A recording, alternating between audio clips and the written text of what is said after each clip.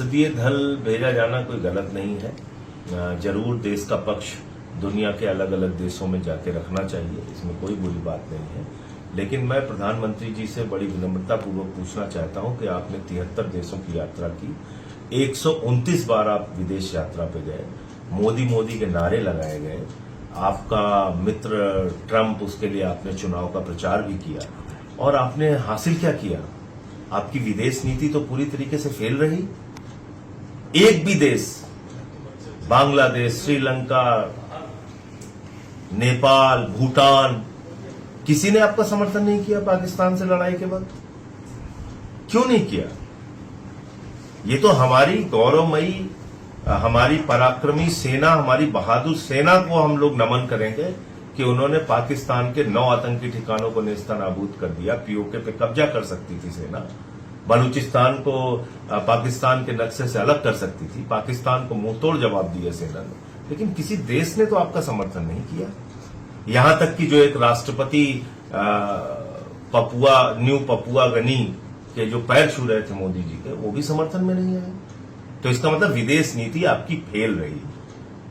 तो अब आपको याद आ रहा है कि विपक्ष में भी कुछ समझदार सांसद हैं, उनको विदेशों में भेजना चाहिए भारत का पक्ष रखने के लिए।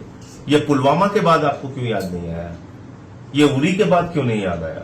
ये गलवान घाटी की घटना के बाद जब हमारे 20 जवान वहां शहीद हुए, उस वक्त प्रधानमंत्री जी को क्यों नहीं याद आया कि ऐसा एक सर्वदलीय संसदीय दल विदेशों में भेजना चाहिए? तो बहुत देर से उन्होंने ये फैसला लिया। भारत का पक्ष अलग अलग दलों के सांसद जाके रखेंगे, वो अच्छी बात है, लेकिन ये फैसला पहले लेना चाहिए था।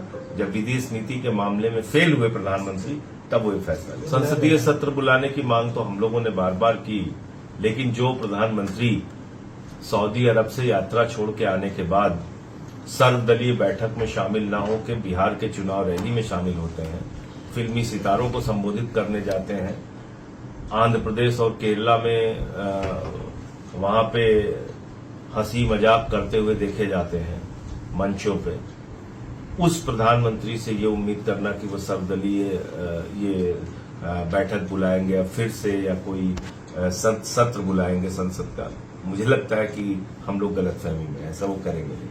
सर, राहुल गांधी पूछ गए थे लोगों से मुलाकात की जो घायल हुए थे उस दौरान, और उन्होंने कहा है कि लोगों ने कहा है उनको ये बात देश भर में उठाने के लिए।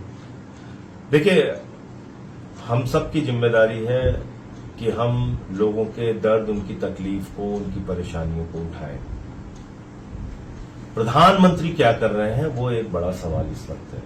प्रधानमंत्री सिंदूर की मार्केटिंग कर रहे हैं, प्रधानमंत्री सिंदूर के सेल्समैन बन गए हैं, प्रधानमंत्री जी सिंदूर का सौदा कर रहे हैं और सिंदूर के नाम पे वोट लेना चाहते हैं। उन्होंने अभी एक रैली में कहा कि उनके नसों में गर्म सिंदूर बह रहा है। मैं तो कह रहा हूं कि प्रधानमंत्री के नसों में, उनके शरीर में नौटंकी बह रही है, इसके अलावा कुछ नहीं बह रहा है। प्रधानमंत्री जी, आपने तो कहा था कि ऑपरेशन सिंदूर अभी जारी है, और हमारी उन बहनों के जिनके माथे के सिंदूर उजाड़े गए, वो 4 खूंखार आतंकवादी कहां हैं? उन पे तो अब तक कोई कार्रवाई नहीं हुई। ऑपरेशन सिंदूर जारी है और आपके पोस्टर लग रहे हैं, सेना की वर्दी आपने पहन ली है, चश्मा लगा लिया है, हाथ में हेलमेट लिया है। क्या है आप? ब्रिगेडियर हैं, कर्नल हैं, सेना अध्यक्ष हैं, क्या है आप? तो आप सिंदूर की मार्केटिंग कर रहे हैं। एक फिल्म आई थी सौदागर दिलीप कुमार की, प्रधानमंत्री जी नई फिल्म रिलीज किए हैं सिंदूर के सौदागर, और इस देश की जनता इस बात को समझ रही है। मुझे लगता है कि सही वक्त पे लोग जवाब देंगे। ट्रंप के दबाव में जिस तरह से सीज फायर किया गया, वो भारत के स्वाभिमान और सम्मान के साथ खिलवाड़ है।